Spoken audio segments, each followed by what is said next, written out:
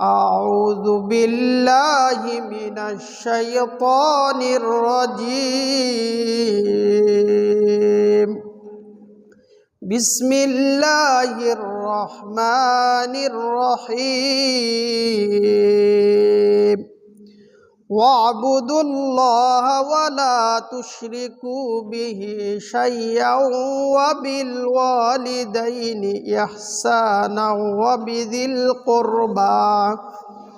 وبذي القربى واليتامى والمساكين والجار ذي القربى والجار الجنب والصاحب بالجنب وابن السبيل وما ملكت أيمانكم إن الله لا يحب من كان مختالا فخورا.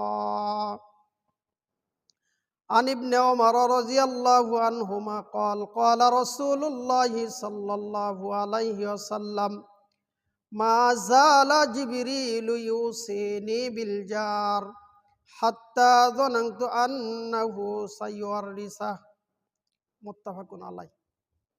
আলহামদুলিল্লাহ, যাবতীয় প্রশংসা গুণগান সেই মহান আল্লাহ সুবহানাহু ওয়া তাআলার, যে মহান স্রষ্টা আমাদেরকে ঈদুল আজহার পরের দিন জুমার সালাত আদায়ের উদ্দেশ্যে জুমার ঘর মসজিদে আসার, সালাতের পূর্বে খুতবায় কিছু কথা বলার এবং শোনার তৌফিক দিলেন।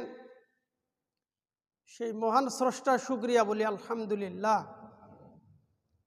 সালাত এবং সালাম প্রিয় নবী মুহাম্মদ সাল্লাল্লাহু আলাইহি ওয়াসাল্লামের প্রতি।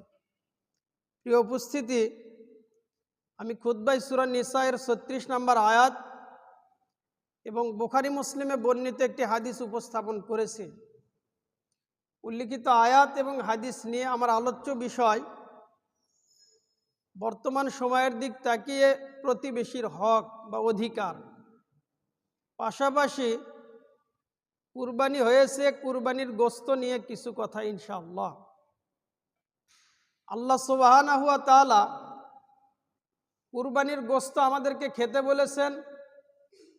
আমাদের আশেপাশে যারা থাকবে, প্রতিবেশী, ধনী দরিদ্র যেই হোক না কেন, সকলকেই খাওয়াতে হয়। বিশেষ করে গরিবদের কথা আল্লাহ সুবহানাহু ওয়া তাআলা এভাবে বলেন, অকুলু মিনহা, তোমরা ওখান থেকে খাও, ওয়া আতইমুল বাইসাল ফাকির, এবং তোমাদের মধ্যে যারা হতদরিদ্র তাদেরকেও খাওয়াও। একটা আয়াত।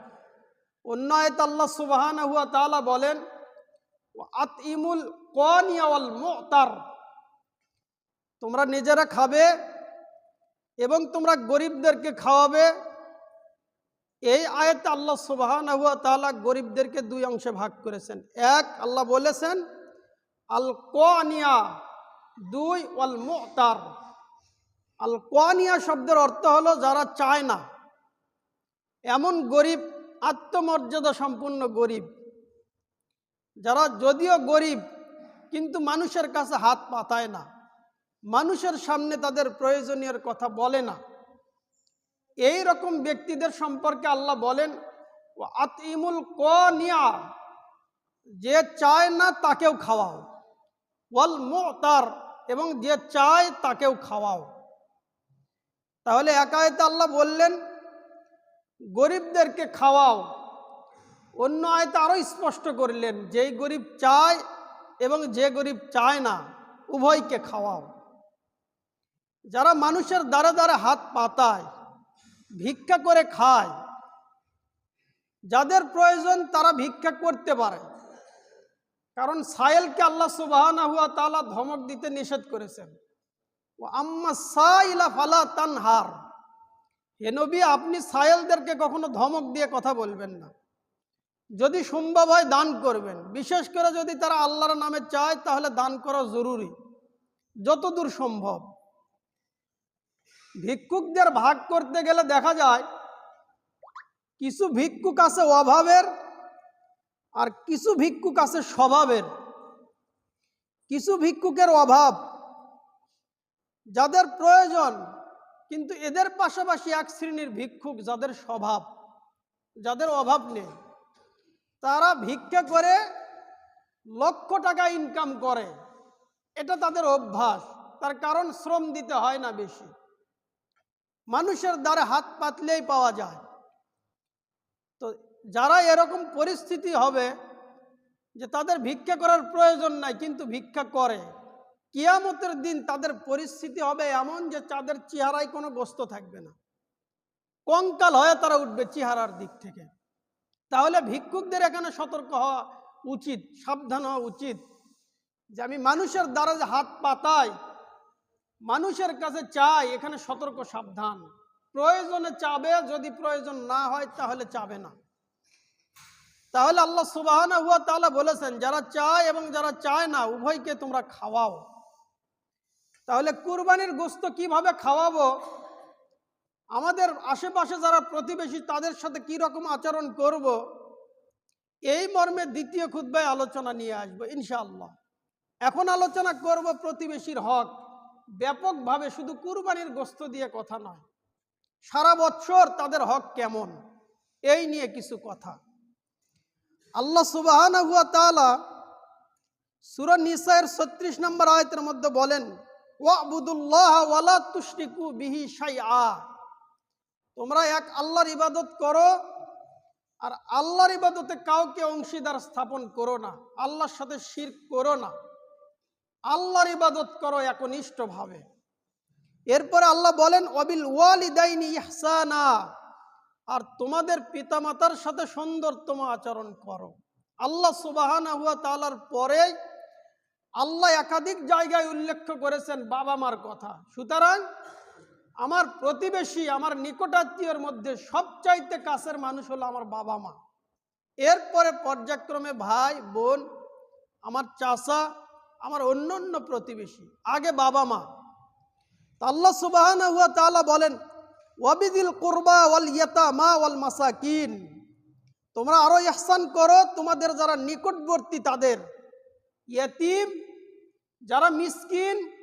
এভাবে বলতে বলতে আল্লাহ বলেন ওয়াল জারিদিল কুরবা, তোমাদের নিকটতম প্রতিবেশী, 1 2, ওয়াল জারিদিল জুনুব, এবং তোমাদের দূরতম প্রতিবেশী, তোমাদের প্রতিবেশী যারা তোমাদের আশেপাশে রয়েছে এবং যারা তোমাদের থেকে একটু দূরে আছে তারাও। তো প্রতিবেশী কারা, প্রতিবেশী সংজ্ঞা দিতে গিয়ে বিভিন্ন জন বিভিন্ন কথা বলেছেন। কেউ বলেছেন যে চতুর্দিকে 40 পরিবার যত দূর যায় তত দূর আপনার আমার প্রতিবেশী। তাহলে আমার বাড়ি যেখানে, এখান থেকে 40 পরিবার যত দূর যাবে তত দূর। তাহলে আমার প্রতিবেশী 40 নম্বর পরিবারকে যদি ধরা হয়, তাহলে 40 নম্বর পরিবারের প্রতিবেশী আবার ওদিকে 40।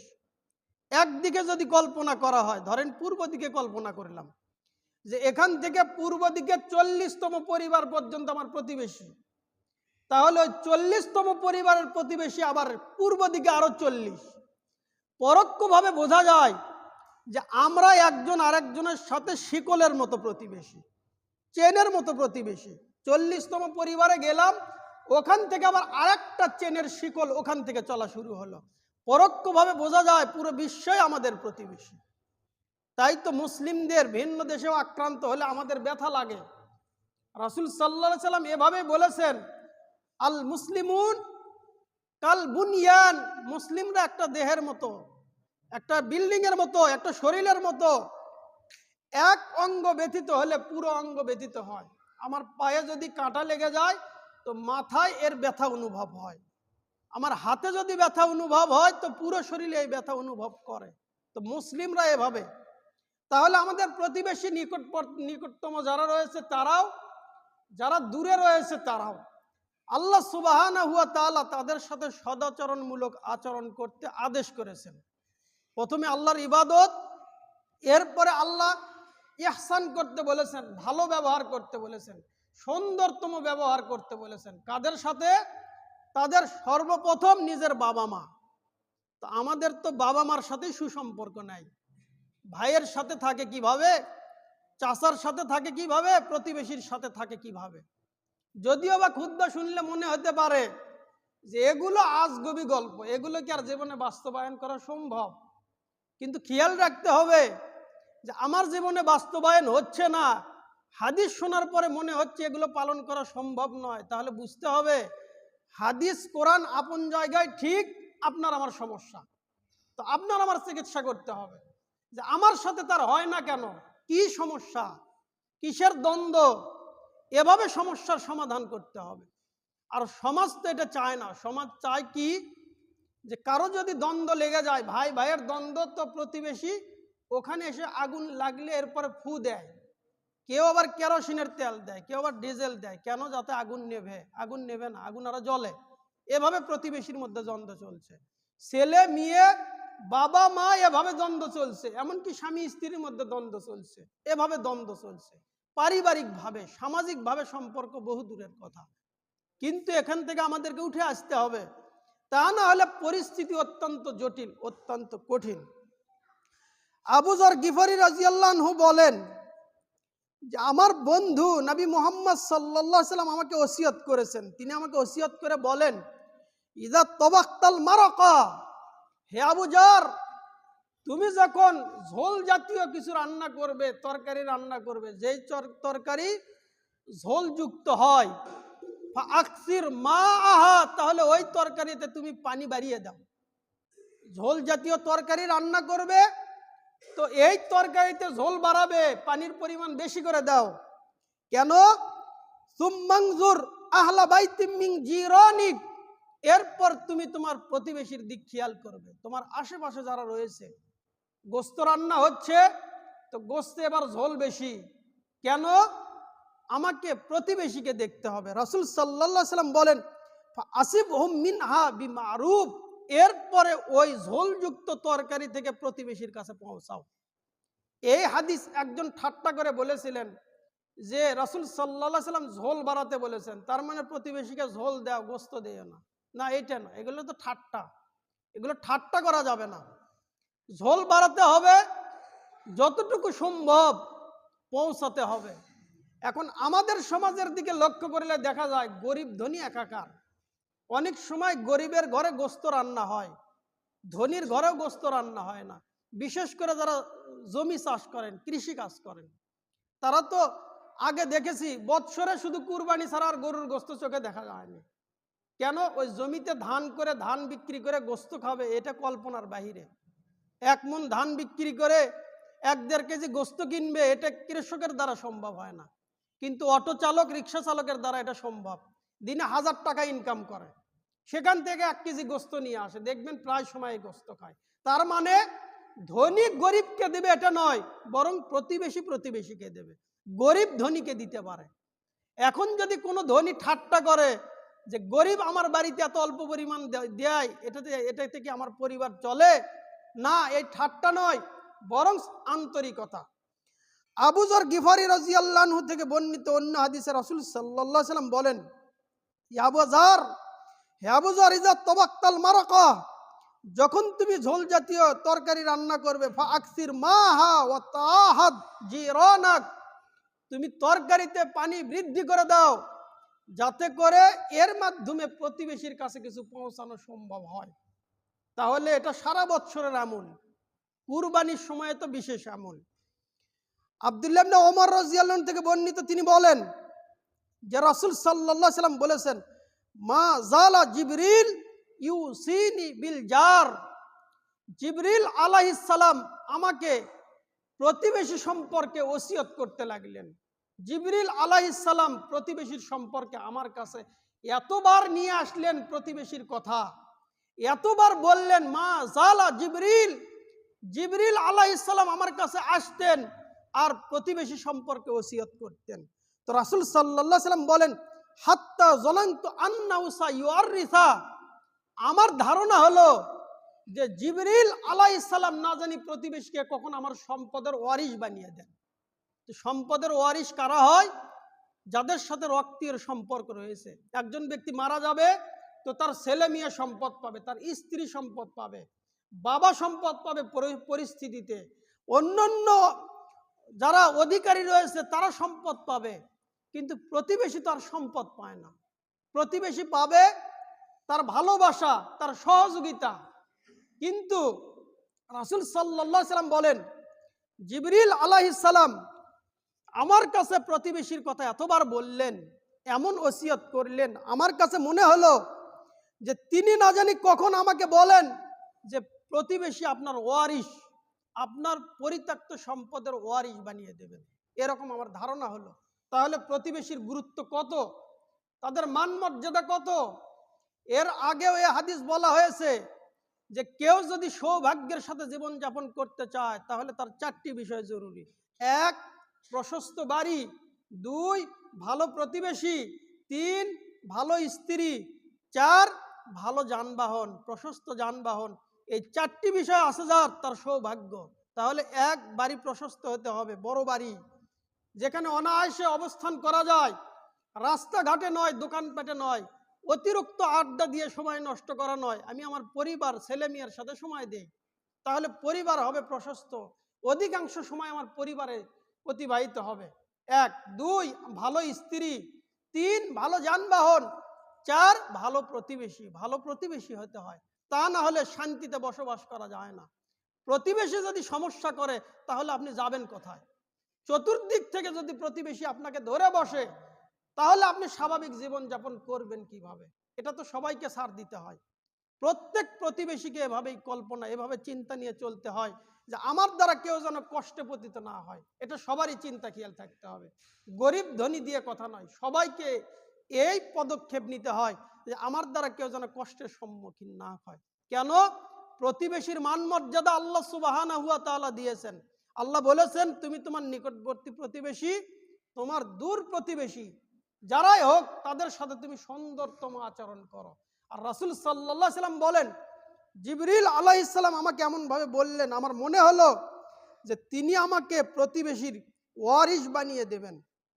আবু হুরায়রা রাদিয়াল্লাহু আনহু থেকে বর্ণিত, তিনি বলেন যে নবী সাল্লাল্লাহু আলাইহি সাল্লাম মহিলাদেরকে বলেন, ইয়া নিসা আল মুসলিমাত লা তাহকিরান্না জারাতুন লি জারাতিহা, হে মহিলারা তোমরা কি করো, তোমাদের নিকটতম প্রতিবেশী, তোমার পাশের প্রতিবেশী, এক প্রতিবেশী আরেক প্রতিবেশীকে তুচ্ছ নগণ্য করো না। এটা মহিলাদের প্রতি বিশেষ নির্দেশ। মহিলা, হে মুসলিমান মহিলা, মহিলা সম্প্রদায় শোনো, তোমরা যেন এক প্রতিবেশী আরেক প্রতিবেশীকে তুচ্ছ নগণ্য না করো। আর এটা তো মহিলাদের কাছে ভালোই, যখন যার সাথে প্রীতি চলে তো তার সামনে সব বলা চলে, আর কেউ যদি বিরোধী হয় তো তাকে তো জাহান্নামে ঢুকিয়েই ছাড়ে। এটা মহিলাদের বিশেষ স্বভাব যে যখন যার সাথে মিল তো তখন তার সাথে সব কিছুই চলে, বিরোধিতা হলে তার পরিবার তাকে তো দেখতেই মন চায় না। তো রাসূল সাল্লাল্লাহু আলাইহি সাল্লাম মহিলাদেরকে লক্ষ্য করে বলেন, মহিলারা শোনো, তোমরা এক প্রতিবেশী আর এক প্রতিবেশীকে তুচ্ছ মনে করবে না। ওয়ালাউ ফিরসাত সাত, যদিও বা ছাগলের একটা খুরের সমপরিমাণ অংশ হয়, তাহলে গোস্ত রান্না হয়েছে, ছাগলের খুরের পরিমাণ আর কত বড়, তার মানে এক টুকরা গোস্ত হলেও এক প্রতিবেশী আরেক প্রতিবেশীকে দেবে। এভাবে তাদের মধ্যে সুসম্পর্ক থাকবে। যদি লেনদেন না থাকে তাহলে সুসম্পর্ক থাকবে না। আর আমাদের সমাজে লেনদেন কথা উঠিয়ে গিয়েছে, শুধু দেন দেন, শুধু দেন, সবারই চিন্তা ভাবনা এরকম, শুধু দেন মানে আমার প্রয়োজন, দেন, লেন এইটার নয়। এই কথাটা এভাবে বলছে অনেকে যে এই পৃথিবীতে শুধু আমার, তোমার কোনো সম্পদ এই পৃথিবী নাই, আমারটা তো আমার, তোমারটাও আমার, কিভাবে নেব এই পরিকল্পনা, এইটা নয়, বরং লেনদেন পরস্পরের মধ্যে সুসম্পর্কের উপর ভিত্তিতে চলবে। আব্দুল্লাহ ইবনে আব্বাস রাদিয়াল্লাহু আনহু থেকে বর্ণিত, তিনি বলেন যে রাসূল সাল্লাল্লাহু আলাইহি সাল্লামকে আমি বলতে শুনেছি, তিনি বলেছেন, লাইসাল মুমিন বিল্লাযী ইয়াশবা, ওই ব্যক্তি মুমিন নয়, অবশ্যই অবশ্যই ওই ব্যক্তি মুমিন নয়। কে? আল বিল্লাযী ইয়াশবা ওয়াল জারুহু জায়ুন ইলা জামবি, যে ব্যক্তি পরিতৃপ্ত আর তার পাশের প্রতিবেশী অভাবী, অনাহারে জীবনযাপন করে, তাহলে পরিতৃপ্ত, খাবার গ্রহণে সামাজিকতায় পরিতৃপ্ত, আর তার পাশের প্রতিবেশী অভাবগ্রস্ত, ক্ষুধার্ত ক্ষুধার্ত প্রতিবেশীর কাছে সুখ স্বাচ্ছন্দ্যময় জীবনযাপন করা প্রতিবেশী ও মুমিন নয়। রাসূল সাল্লাল্লাহু আলাইহি ওয়াসাল্লাম বলেছেন লাইসাল মুমিন, ও মুমিন নয়। তার মুমিন হওয়ায় রাসূল সাল্লাল্লাহু আলাইহি ওয়াসাল্লাম নিষেধ করেছেন, সে মুমিন নয়। যে সে ভালো থাকবে আর তার প্রতিবেশী কষ্টে থাকবে, সে মুমিন নয়। হাদিস বাইহাকি। আবু হুরায়রা রাদিয়াল্লাহু আনহু থেকে বর্ণিত, তিনি বলেন যে রাসূল সাল্লাল্লাহু আলাইহি ওয়াসাল্লাম বলেছেন মান কানা ইউমিন বিল্লাহ ওয়াল ইয়াউমিল আখির, যে ব্যক্তি আল্লাহতে বিশ্বাস করে এবং পরকালে বিশ্বাস করে, ফাল ইউকরিম জারহ, সে যেন তার প্রতিবেশীর সাথে সম্মানমূলক আচরণ করে। তাহলে আগের হাদিস জানলাম, নিজে ভালো থাকি, নিজে ভালো খাই, নিজে ভালো পড়ি, আমার পরিবেশ সুন্দর কিন্তু আমার পাশের প্রতিবেশী অভাবগ্রস্ত, তাহলে এই ব্যক্তি মুমিন নয়। রাসূল সাল্লাল্লাহু আলাইহি ওয়াসাল্লাম বলেছেন মুমিন কে? যে ব্যক্তি আল্লাহ পরকালে বিশ্বাসী, তার উচিত ফাল ইউকরিম জারহ, সে যেন তার প্রতিবেশীর সাথে সম্মানমূলক আচরণ করে। একটা বর্ণনা। অন্য বর্ণনা রাসূল সাল্লাল্লাহু আলাইহি ওয়াসাল্লাম বলেন মান কানা ইউমিন বিল্লাহি ওয়াল ইয়াউমিল আখির, যে ব্যক্তি আল্লাহতে এবং পরকালে বিশ্বাসী, ফালা ইউযি জারহ, সে যেন তার প্রতিবেশীকে কষ্ট না দেয়।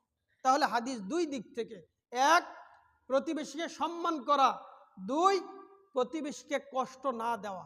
তাহলে সম্মান করতে হবে, তাকে কষ্ট দেওয়া যাবে না। আরো কঠিন কথা, আবু শুরাই রাদিয়াল্লাহু আনহু থেকে বর্ণিত, তিনি বলেন যে রাসূল সাল্লাল্লাহু আলাইহি ওয়াসাল্লাম বলেছেন ওয়াল্লাহি লা ইউমিন, ওয়াল্লাহি লা ইউমিন, ওয়াল্লাহি লা ইউমিন। তিনি তিনবার আল্লাহর শপথ করে বলেছেন, আল্লাহর শপথ, ওই ব্যক্তি মুমিন নয়। আল্লাহর শপথ, আল্লাহর কসম, ওই ব্যক্তি মুমিন নয়। আল্লাহর শপথ, ওই ব্যক্তি মুমিন নয়। কে? যে তার প্রতিবেশীকে কষ্ট দেয়। সাহাবীরা বললেন হে আল্লাহর নবী, কে সে যে মুমিন নয়? তিনবার কসম করে বলেছেন সে মুমিন নয়। তার মানে কথাটা স্বাভাবিক নয়। তিনবার কসম করে বললেন মুমিন নয়। তো রাসূল সাল্লাল্লাহু আলাইহি ওয়াসাল্লাম বললেন আল্লাযী লা ইউমান জারাহু বাওয়াইকা, ওই ব্যক্তি, যেই ব্যক্তির অনিষ্ট থেকে প্রতিবেশী নিরাপদ নয়, ওই ব্যক্তি মুমিন নয়। তাহলে প্রতিবেশীকে কষ্ট দেয় যে, সে মুমিন নয়। প্রতিবেশীকে সম্মান করে না যে, ও মুমিন নয়। নিজে ভালো খায়, নিজে ভালো থাকে, প্রতিবেশী অনাহারে থাকে, ওই ব্যক্তি মুমিন নয়। তার মুমিন হওয়া রাসূল সাল্লাল্লাহু আলাইহি ওয়াসাল্লাম নাকচ করেছেন। সে মুমিন নয়, সে মুমিন হতেই পারে না, সে মুমিন হবেই না। রাসূল সাল্লাল্লাহু আলাইহি ওয়াসাল্লাম আল্লাহর কসম একবার দুইবার নয়, তিনবার কসম করে বলেছেন ওয়াল্লাহি লা ইউমিন, সে মুমিন নয়। কারণ প্রতিবেশী কষ্টে আছে। এই হিসাব আগেও করা হয়েছে যে এক গ্রামের ভিক্ষুক আরেক গ্রামে যায় ভিক্ষা করতে। এটা কেন? এটা কিসের সামাজিকতা? আপন আপন গ্রামের ভিক্ষুককে যদি চাল দেওয়া হতো, যে আমার গ্রামের ভিক্ষুক আমি দেব, আপনার গ্রামের ভিক্ষুককে আপনি দেন, তাহলে সুষম বন্টন কিছুটা হতো।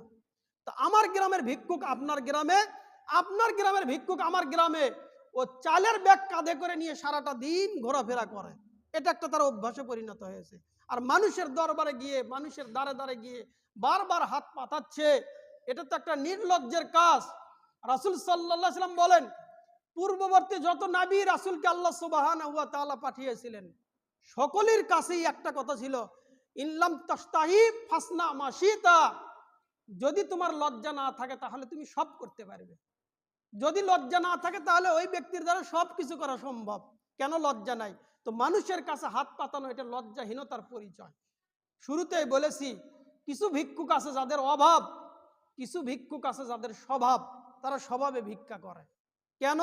পরিশ্রম করতে হয় না, কাজ করতে হয় না, তাই মানুষের দ্বারে দ্বারে হাত পেতে তারা টাকা পয়সা ইনকাম করে খায়। আল্লাহ আমাদেরকে সঠিক কথা বোঝার তৌফিক দান করেন, আমিন। তাহলে আলোচনা চলছিল প্রতিবেশীকে সম্মান দেওয়া, প্রতিবেশীর ভালো মন্দ বোঝা।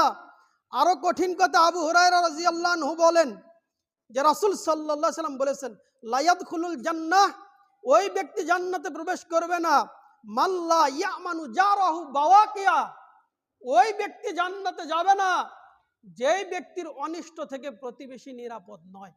প্রতিবেশী যদি নিরাপদ না হয় তাহলে ওই ব্যক্তি জান্নাতে যাবে না। আবু হুরায়রা রাদিয়াল্লাহু আনহু থেকে বর্ণিত, তিনি বলেন যে রাসূল সাল্লাল্লাহু আলাইহি সাল্লামকে বলা হলো, হে আল্লাহর নবী, একজন মহিলা, ওই মহিলার স্বভাব কেমন ছিল? বিকাসরাতি সলাতিহা ওয়া সিয়ামিহা ওয়া সাদাকাতিহা, মহিলা বেশি বেশি নফল সিয়াম আদায় করে, বেশি বেশি নফল সালাত আদায় করে, বেশি বেশি দান করে। কিন্তু মহিলার অবস্থা হলো এমন, আন্নাহা তুযি জিরানাহা বিলিসানিহা, ওই মহিলা জিহবা দিয়ে, কথার দ্বারা প্রতিবেশীকে কষ্ট দেয়। রাসূল সাল্লাল্লাহু আলাইহি সাল্লাম বললেন, হিয়া ফিন্নার, ওই মহিলা জাহান্নামে যাবে, ওই মহিলা জাহান্নামী। যদিও তার সালাত, তার সিয়াম, তার দান সব কিছু পরিপূর্ণ, অনেক বেশি, কিন্তু প্রতিবেশীকে কষ্ট দেয়, তার জন্য রাসূল সাল্লাল্লাহু আলাইহি সাল্লাম জাহান্নামের ঘোষণা দিয়েছেন। আর একজন মহিলা, রাসূল সাল্লাল্লাহু আলাইহি সাল্লামকে বলা হলো, হে আল্লাহর নবী, ওই মহিলা বেশি সালাত পড়ে না, মানে নফল সালাত তার জীবনে বেশি নেই, নফল সিয়ামও বেশি নেই, দান সদাকা তেমন কিছু করে না। কতটুকু দান করে? আন্নাহা তাসদুক বি আকিদ, সে সামান্য পরিমাণ পনির দান করে, খুব সামান্য, যেটা হিসাবেরই নয়। কিন্তু সে খুব সতর্ক, সে খুব খেয়াল করে চলে যে সে তার প্রতিবেশীকে কষ্ট দেয় না। রাসূল সাল্লাল্লাহু আলাইহি সাল্লাম বললেন, হিয়া ফিল জান্নাহ, ওই মহিলা অবশ্যই অবশ্যই জান্নাতে যাবে। তাহলে প্রতিবেশীকে সম্মান করা, প্রতিবেশীকে কষ্ট না দেওয়া, এটা ঈমান, এটা ঈমানের লক্ষণ। আর যদি প্রতিবেশীকে কষ্ট দেওয়া হয়, এটা বেঈমানের লক্ষণ, তার ঈমান নাই, এটাই ধর্তব্য।